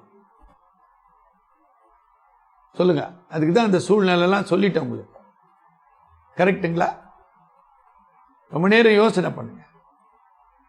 எனக்கு நிறைய பேர் புற்றுநோய்க்கு நாங்கள் மருந்து எடுத்துக்கொண்டு இருக்கிறாங்க, ட்ரீட்மெண்ட் எடுத்துக்கொண்டு சிகிச்சை பெறுகிறார்கள். அப்போது ஒரு மனபாரமான, மன அழுத்தமான, ஐயோ இந்த புற்றுநோயிலிருந்து எனக்கு விடுதலை கிடைக்குமா, இது சுகமாகுமா, எப்ப சுகமாகும், இந்த எண்ணத்திலேயே நான் மன அழுத்தம் பெற்றிருப்பேன். ஆனால் நான் எப்படி கர்த்தரை துதிக்க முடியும், எப்படி ஆராதிக்க முடியும்? அப்ப அந்த பயத்திலிருந்து, அந்த தனிமையிலிருந்து, மன அழுத்தத்திலிருந்து எனக்கு விடுதலை கொடுக்கிறவர் பரிசுத்த ஆவியானவர். ஆக இதைதான் புது எண்ணெயின் அபிஷேகம் என்று சொல்லப்படுகிறது. ஆக ஒவ்வொரு நாளும் விசுவாசி தேவனுடைய சித்தத்தை செய்ய, தனக்கு எதிரிட்டு வருகிற சோதனைகளையோ சவால்களையோ வெற்றி கொள்ள ஆவியானவர் அவனை பலப்படுத்திக் கொண்டே இருக்கிறார். அது ஆங்கிலத்தில் ஒரு நல்ல வார்த்தை, மானிட்டர் இல்லைங்களா? நான் எந்த பாதையில் கடந்து செல்லுகிறேன், எந்த சோதனையை நான் சந்திக்க வேண்டும், என்ன பலன் எனக்கு வேணும், எனக்கு இன்னைக்கு விசுவாசம் வேணுமா, அந்த விசுவாசம் எனக்கு அருளப்படுகிறது.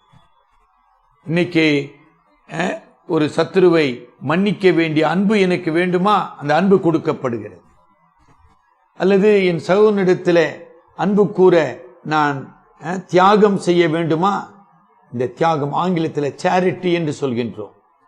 என் சகோதரனுடைய கண்ணீரை துடைப்பதற்கு, அவனுடைய தேவையை சந்திப்பதற்கு எனக்குள்ளே அந்த அன்பின் ஆவியை தேவன் தருகிறார்.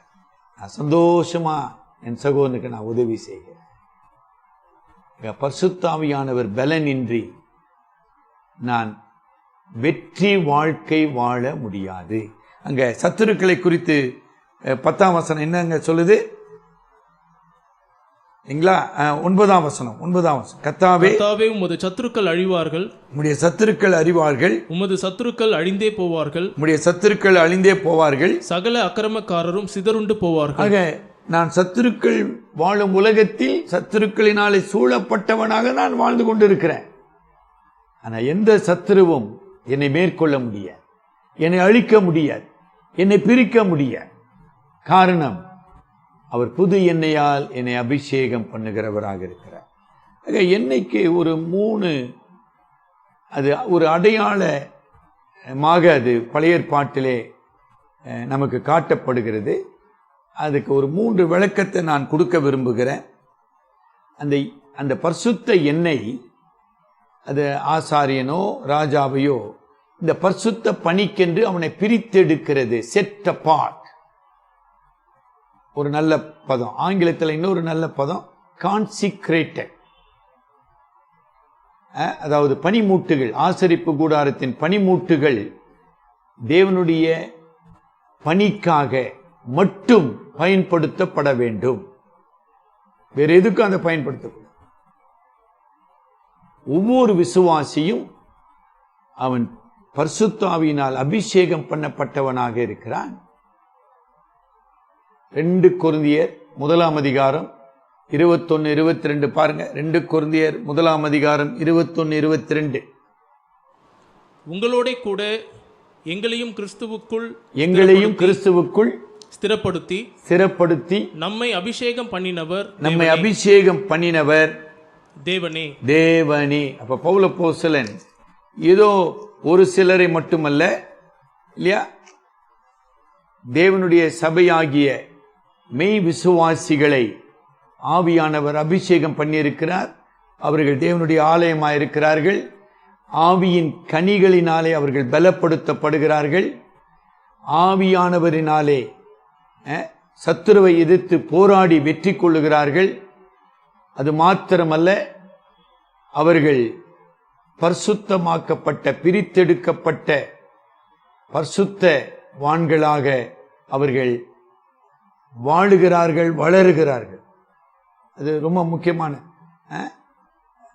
பரிசுத்தமாக்கப்பட்ட பிள்ளைகளாக அவர்கள் தேவ சாயலுக்கு ஒப்பாக மறுரூபமாக்கப்படுகிறார்கள். சரிங்களா? அந்த எண்ணெயின் அடுத்த குறிப்புங்க எம்பவர்மெண்ட்.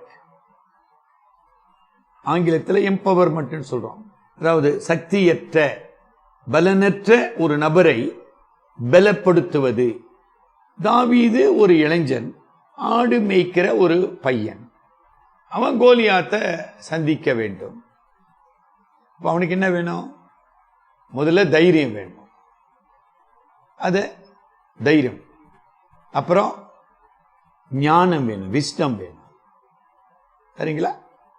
இதுக்கு முன்பாக விசுவாசம் வேணும். இப்ப தாவீது என்ன சொல்லுகிறார்? நான் இஸ்ரவேலருடைய தேவனாகிய கர்த்தரின் நாமத்தில் வருகிறேன். ஆக விசுவாசம், தைரியம், ஞானம், அந்த துரிதமாக செயல்படுகிற செயல்திறன், அவ்வளத்தையும் இன்ஸ்டன்டேனியஸ்லி. ஆங்கிலத்தில் ஒரு நல்ல பதம், சனப்பொழுதிலே ஆவியானவர் அருளுகிறார், தாவீது வெற்றி பெறுகிறான். அதாவது சீக்ரெட் அபிஷேகம். அனைத்தையும் ஒன்னு கொடுத்து ஒன்னு கொடுக்காம இருக்கிறது இல்லைங்க. சரிங்களா? ஒரு உதாரணம். சரி, புது எண்ணெயால் அபிஷேகம் பண்ணப்படுகிறனால நான் என்னுடைய பலத்தினால் அல்ல, தேவ பலத்தினால் வெற்றி கொள்ளுகிறேன். சரிங்களா?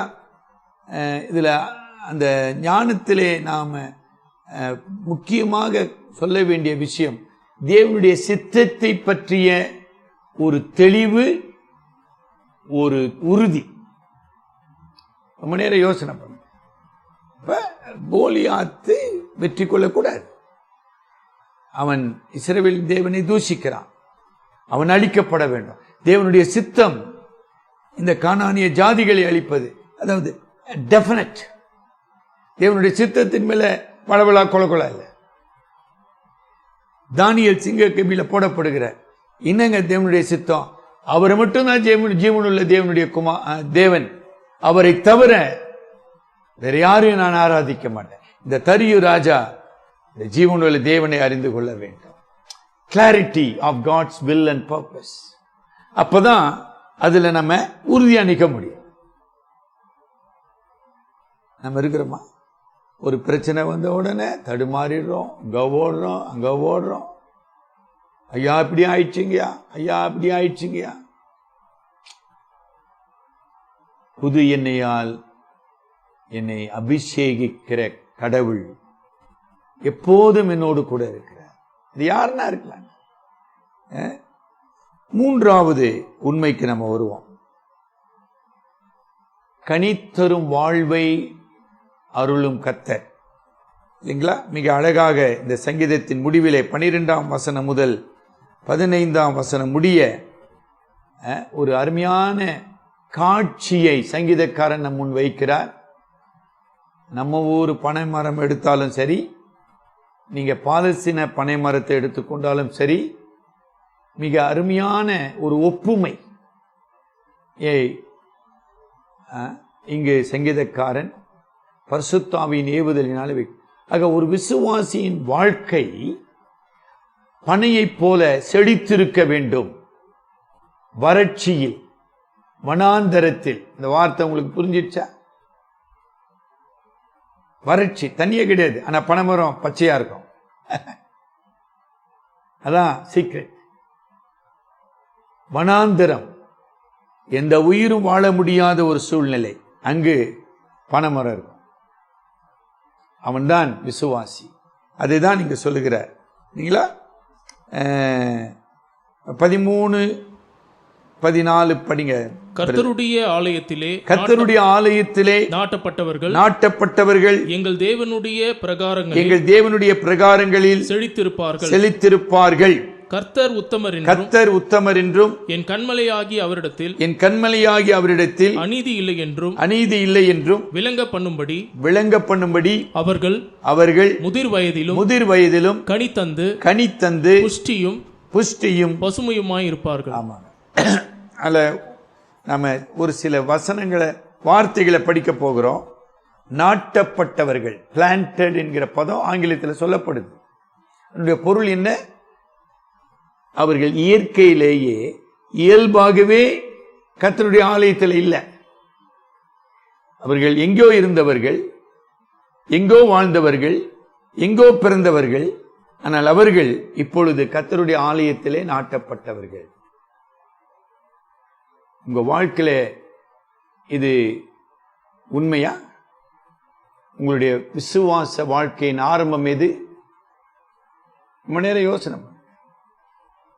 எங்கேயோ இருந்த நம்மை, தேவனற்றவர்களும் உடன்படிக்கைக்கு வெளியானவர்களும் நம்பிக்கையற்றவர்களுமாயிருந்த நம்மை அவருடைய குமாரனுடைய இரத்தத்தினாலே மீட்டுக்கொண்டு அவருடைய சபையின் அங்கங்களாக ஆவியானவர் மாற்றியிருக்கிறார். The calling and regeneration and assurance of salvation and becoming a child of God, all these acts are done by the merciful, gracious Holy Spirit. ரொம்ப நேரம் யோசனை பண்ணுங்க. அனைத்தும் பரிசுத்தாவியினால் என் வாழ்வில் செயல்படுத்தப்பட்டது. ஒரு விபச்சாரக்காரனாகிய இப்போ நகரத்து அகஸ்டின் பரிசுத்தவானாக மாற்றப்படுகிறார். கொலைவெறி பிடித்த, மத வெறி பிடித்த மனிதனாக வாழ்ந்த தர்சு பட்டணத்து சவுல் தேவனுடைய அற்புத பிள்ளையாகவும் அப்போஸ்தலனாக மாற்றப்படும். அந்த கான்ட்ராஸ்ட பார்க்கணும். கருமையானவர்களே, நாட்டப்பட்டவர்கள் என்னுடைய விருப்பத்தினால் அல்ல, தேவனுடைய சித்தத்தினால், என்னுடைய பக்தியினால் அல்ல, தேவனுடைய கிருபையினால், என்னுடைய சக்தியினால் அல்ல, பரிசுத்தாவியின் பலத்தினால். எல்லாமே அப்படி வரணும். சரிங்களா? அதாவது பனை மரத்தினுடைய ஒரு 4 விஷயங்களை ஒரே வாக்கில் நான் சொல்லி முடிக்கிறேன், நேரம் நமக்கு இல்லை. முதலாவதுங்க, அந்த மரம் இல்லைங்களா, ஒரு சாட்சியின் அடையாளமாக நிறுத்தப்படுகிறது. என்னத்துக்கு சாட்சி இல்லைங்களா? நம்ம ஏற்கனவே சொல்லுவோம், வனாந்தரத்தில், வறட்சியில் பசுமை.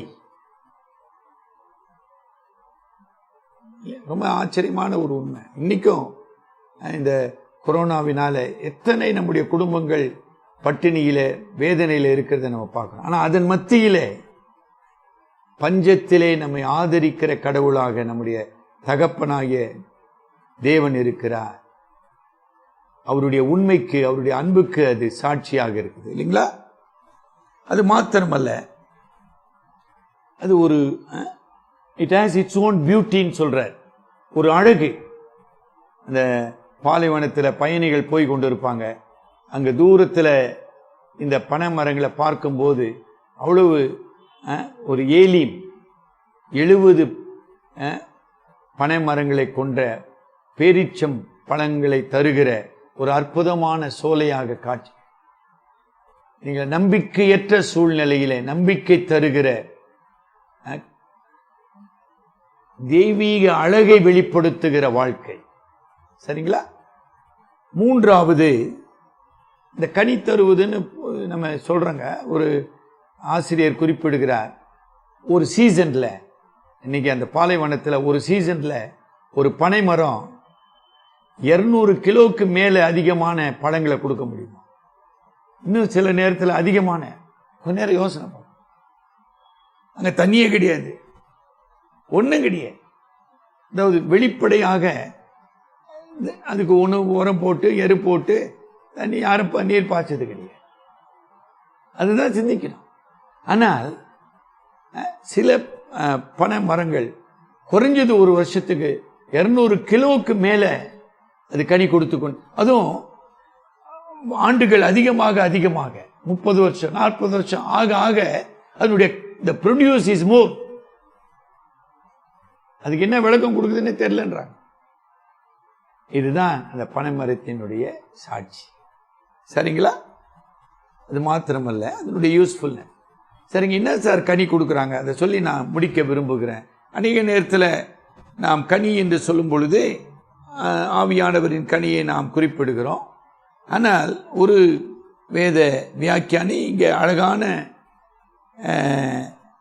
5 உண்மைகளை சொல்லுகிறார். அதற்காக தான் தானியேல் புஸ்தகம் நான் வாசிக்க சொன்னேன். அதாவது முதிர் வயதில் இந்த உலகம் நீ உதவாதவன், இனி நீ பிரயோஜனமற்றவன், அது குடும்பமானாலும் சரி அரசாங்கமானாலும் சரி வேலையான, உனக்கு வயசாகிடுச்சு வீட்டுக்கு போப்பா, you are good for nothing. நான் சொல்லியிருக்கேன், ஸ்டாலின் ரஷ்ய அதிபராக இருந்தபோது அவருடைய திட்டம் முதிர் வயதானவர்களை படிப்படியாக அழித்துவிட வேண்டும். காரணம் என்ன? அரசு பணத்தை அவர்களுடைய சுகத்துக்காகவோ அவர்களுடைய வாழ்வுக்காகவோ அல்லது நோய்க்காகவோ செலவிடுவது வீண்.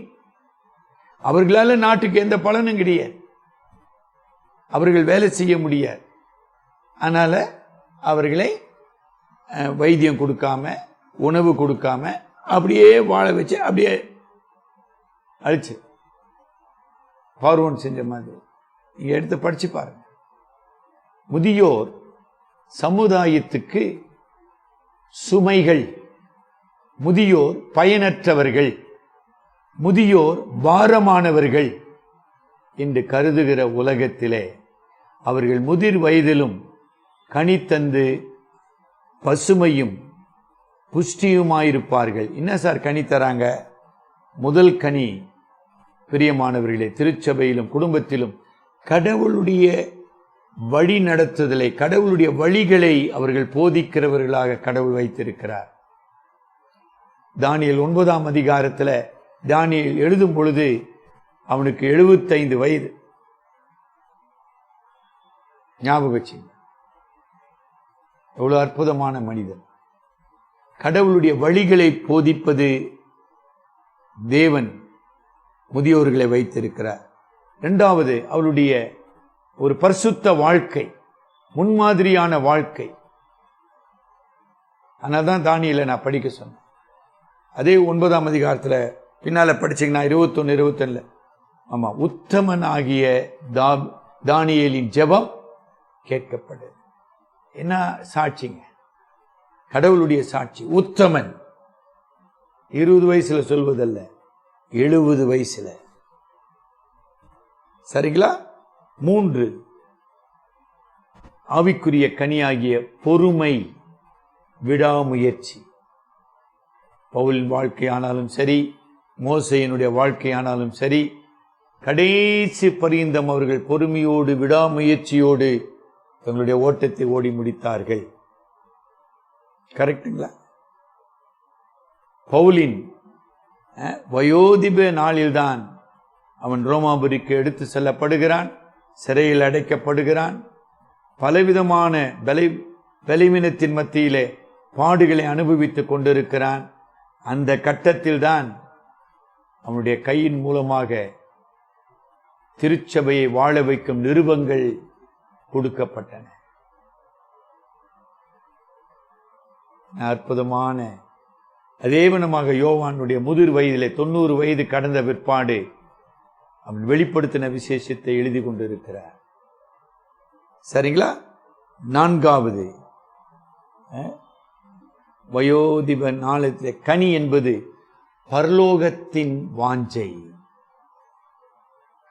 வாஞ்சை அவருக்குள்ள இருக்கிறது மட்டும் இல்ல, தன்னுடைய குடும்பத்துக்கு, தன்னுடைய சபைக்கு இந்த பரலோகத்தின் மகிமையை, பரலோகத்தின் மேன்மையை வெளிப்படுத்துகிறவர்களாக அவர்கள் வாழ்ந்து கொண்டிருக்கிறார். போன வாரத்தில் எல்லாரும் கேள்விப்பட்டிருப்பீங்க, டாக்டர் ரவி சகரியாஸ். என்ன அற்புதமான ஒரு வாழ்க்கை. அவருடைய கடைசி வார்த்தை என்னுடைய வாட்ஸ்அப்பில் போடப்பட்டிருக்கு. ரவி சகரியாஸ் மரித்து விட்டார்ன்ற செய்தி நீங்க கேள்விப்படுங்க. அவர் மரிக்கவில்லை, அவருடைய கிறிஸ்துவின் சமூகத்திலே வாழ்ந்து கொண்டிருக்கிறார். 5வது இந்த தானியேலும் சரி, மோசேயும் சரி, பவுலும் சரி, முதிர் வயதிலே தன் குடும்பத்தாரின், தன் மக்களின் ரட்சிப்புக்காக அவர்கள் போராடி செயல்பட்டு கொண்டிருக்கிறத பார்க்கிறோம். சாட்சியின் மூலமாக, ஜெபத்தின் மூலமாக, தியாகத்தின் மூலமாக அவர்கள் பிறருடைய ரட்சிப்புக்காக தங்களுடைய வாழ்க்கையை அர்ப்பணித்தவர்கள். எந்த ஊழியக்காரன் எடுத்தாலும் சரி, டாக்டர் பில்லிகிராம் எடுத்தாலும் சரி, யாரை நீங்க எடுங்க, கடைசி கால்டுவெல் ஐயர் தன்னுடைய 76வது வயதில் அவர் போராடி தன்னுடைய மக்களுக்காக தன்னுடைய ஜீவனை கொடுக்கிறார். ஆக எனக்கு அருமையானவர்களே, மெய்யான ஆராதனை ஒரு விசுவாசியை வெற்றி வாழ்வுக்கும், மகிழ்ச்சியான வாழ்க்கைக்கும், கனித்தரும் வாழ்க்கைக்கும் வழி நடத்த வேண்டும். உங்களுடைய ஆராதனை அப்படி உங்களிலே செயல்படுகிறதா? தலைவணங்கி ஜெபிப்போம். அன்பும் இரக்கம் நிறைந்த பரம தகப்பனே, மறுபடியுமாக உம்முடைய சமூகத்தில் எங்களை தாழ்த்துகிறோம். செடியாகி உண்மையிலே நாங்கள் நிலைத்திராவிட்டால் கனி கொடுக்க மாட்டோம் என்று நீர் எச்சரித்திருக்கிறீர். நாங்கள் மிகுந்த கனிகளை கொடுக்கும்படி நீர் எங்களை தெரிந்து கொண்டிருக்கிறீர். உமது ஆவியானவரை எங்களிலே தந்திருக்கிறீர். இந்த உன்னதமான நோக்கத்துக்காக நன்றி செலுத்துகிறோம். எங்கள் குடும்பத்திலும், நாங்கள் வாழ்கிற சமுதாயத்திலும் உம்முடைய பரிசுத்த சித்தத்தை செய்யவும், இரட்சகராகி உம்மிடத்திலே மக்களை வழி நடத்தவும், பிறருடைய இரட்சிப்புக்காக நாங்கள் உழைக்கவும், பிறரை ஆதாயப்படுத்துவதிலே எங்களுடைய நேரத்தையும் பலத்தையும் நாங்கள் பயன்படுத்தவும் எங்களுக்கு கிருபை செய்யும். எங்கள் வாழ்க்கையிலே நேரிடுகிற சோதனைகள், போராட்டங்களினாலே நாங்கள் சோர்ந்து போகாமல் உம்முடைய வாக்குத்தத்தத்தின்படி புது எண்ணெயால் அபிஷேகம் பண்ணப்பட்டு நாங்கள் வெற்றி கொள்ள ஆவியானவரே எங்களை பலப்படுத்தும்.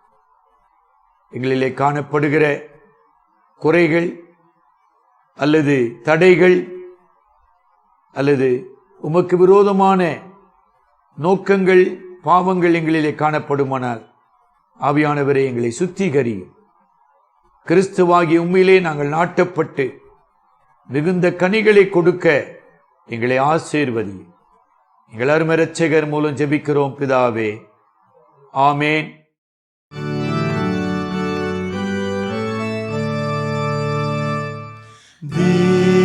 தேவனை துதித்திடுவோம்.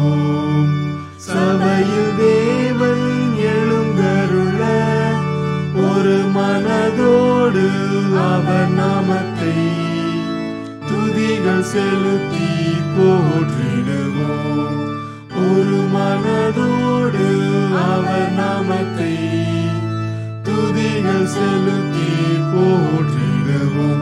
அல்லேலூயா தேவனுக்கே, அல்லேலூயா கர்த்தருக்கே, அல்லேலூயா பரிசுத்தர்க்கே, அல்லேலூயா ராஜனுக்கே. எங்கள் காலடி வழுவிடாமல் எங்கள் நடைகளை ஸ்திரப்படுத்தும் கண்மணி போல காத்தருளும். கிருபையால் நிதம் வழி நடத்தும் கண்மணி போல காத்தருளும். கிருபையால் நிதம் வழி நடத்தும். அல்லேலூயா தேவனுக்கே, அல்லேலூயா கர்த்தருக்கே, அல்லேலூயா பரிசுத்தர்க்கே, அல்லேலூயா ராஜனுக்கே. சபையில் உம்மை அழைத்திடுவோம், சகாயம் பெற்று வாழ்ந்திடுவோம். சாத்தானை என்றும் ஜெயித்திடுவோம், சாகும் வரையில் உழைத்திடுவோம். சாத்தானை என்றும் ஜெயித்திடுவோம், சாகும் வரையில் உழைத்திடுவோம். அல்லேலூயா தேவனுக்கே, அல்லேலூயா கர்த்தருக்கே, அல்லேலூயா பரிசுத்தர்க்கே, அல்லேலூயா ராஜனுக்கே. ஜீவனுள்ள நாட்களெல்லாம் நன்மை கிருபை தொடர்ந்திடவே தேவ வசனம் கீழ்ப்படிவோம். தேவ சாயலாய் மாறிடுவோம். தேவ வசனம் கீழ்ப்படிவோம். தேவ சாயலாய் மாறிடுவோம். அல்லேலூயா தேவனுக்கே, அல்லேலூயா கர்த்தருக்கே, அல்லேலூயா பரிசுத்தர்க்கே, அல்லேலூயா ராஜனுக்கே. நம்முடைய கர்த்தராகிய இயேசு கிறிஸ்துவின் கிருபையும் பிதாவாகிய தேவனுடைய அன்பும் பரிசுத்த ஆவியானவரின் இன்ப சமூகமும் வழி நடத்துதலும் நம் அனைவரோடும் எப்போதும் இருப்பதாக. ஆமேன்.